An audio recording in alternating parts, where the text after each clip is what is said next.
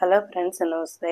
Cake ఈ banana cake చూడండి. Banana ఉన్న పలంగానే వేశాను నేను. దీనికి కావాల్సినవి 1:1 రేషియోలోని సూజీ, మైదా అండ్ 2 బనానాస్, 2 ఎగ్స్ అండ్ సరిపడా షుగర్ పౌడరు. షుగర్ని 2 ఇలాచీలు వేసుకొని పౌడర్ చేసుకొని ముందే రెడీ చేసి పెట్టుకోవాలి. ఒక మిల్క్ అనమాట, 2-3 కప్స్ మిల్క్ ఉంచుకుంటే అన్నీ రెడీ చేసి పెట్టుకున్నాక ఫస్ట్ ఒక బౌల్ తీసుకొని ఈ 2 ఎగ్స్ని ఇందులో వేసుకోవాలి. ఈ బౌల్లో వేసుకొని దీన్ని చక్కగా బీట్ చేయాలన్నమాట. ఇవన్నీ కూడా ముందు రెడీ చేసుకున్నాక ఇవన్నీ 1 by 1 మనం చేసుకుంటే కేక్ ఈజీగా చేసుకోవచ్చు. ఇది చూసారు కదా, ఇలా బీట్ చేశాక ఒక పక్కన పెట్టుకోవాలి. ఇప్పుడు ఒక మిల్క్ తీసుకున్నాను. ఈ మిల్క్ 2-3 కప్స్ మిల్క్ ఉంటుంది.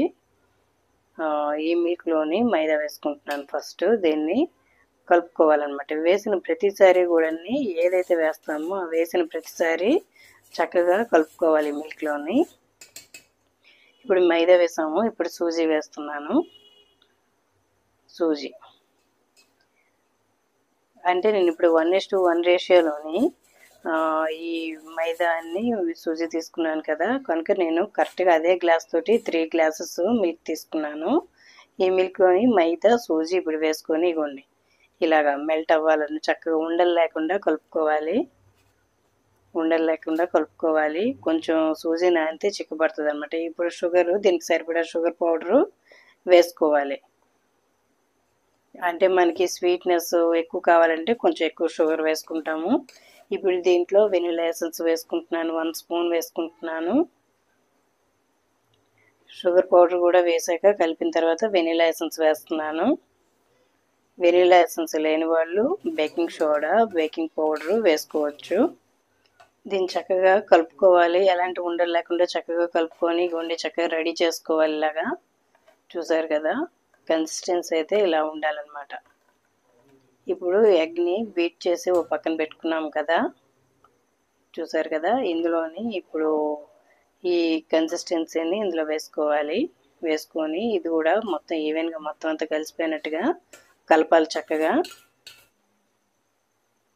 ఇలాగా ఎగ్లోని కలవటానికి ఒక 2 మినిట్స్ పడితే చక్కగా కలుపుకోవాలి. ఇది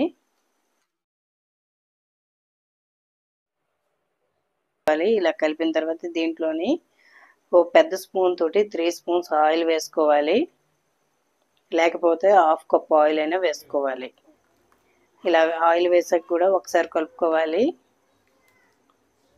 ఇలా కలిపాక కేక్ మౌల్డ్స్ కానీ లేకపోతే మన ఇంట్లో ఏదో బాక్స్, బౌల్లో ఏదో ఒకటి తీసుకొని దానికి ఆయిల్ మొత్తం అంతా రాసుకొని దీంట్లోనే ఒక 2 స్పూన్స్ మైదా, 1-2 స్పూన్స్ మైదా వేసుకొని మొత్తం అంతా దొర్లించాలి బాక్స్ అంతా కూడా ఇలాగా. లేకపోతే బటర్ పేపర్ అయినా మనం పెట్టచ్చు లోపల పెట్టి. దానిపైన ఈ మిశ్రమాన్ని వేసుకోవాలి. నేను చూసారు కదా, కొంచెం ఈ మిశ్రమాన్ని ఇలా వేసాక ఈ పేస్ట్ని ఇందులోని బనానాని కట్ చేయకుండా బనానా పలంగా అలా వేస్తున్నాను. 2 బనానాస్ ఇలా వేసుకున్నాను. నేను కేక్ చేస్తుంటాను కానీ ఇలా ఫ్రూట్స్ అన్నీ కూడా మిక్సీ చేసి వేసేస్తుంటాను, కానీ ఈసారి ఫ్రూట్స్ పలంగా వేస్తున్నాను. అంటే ఇప్పుడు ప్రజెంట్ ఓన్లీ బనానానే వేస్తున్నాను. దీనిపైన రిమైనింగ్ ఈ పేస్ట్ అంతా కూడా వేసేసుకోవాలి. ఇలా వేసుకున్నాక స్టవ్ ఆన్ చేసుకొని సిమ్లో పెట్టుకోవాలి ఫ్లేము. ఇప్పుడు ఏదైనా సరే మీరు మన ఇంట్లోనే అవైలబుల్గా ఉండేది ఏదైనా థిక్గా ఉండే ఒక గిన్నె ఏదో పెట్టుకొని దానిపైన స్టాండ్ పెట్టుకొని ఈ బనానా కేక్ మిశ్రమం ఉండే ఈ బాక్స్ని ఇందులో ఇలా పెట్టేసుకోవాలి. ఈ బౌల్ని పెట్టుకున్నాక ఇలా మూత పెట్టేసుకోవాలి.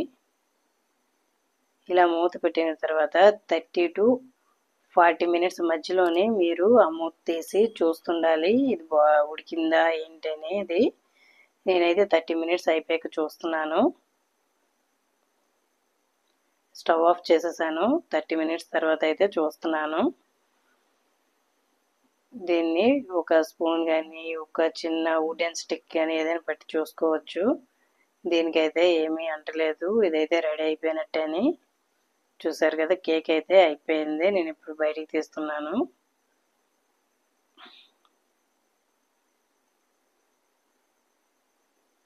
చూడండి, కేక్ అయితే ఎంత చక్కగా వచ్చిందో.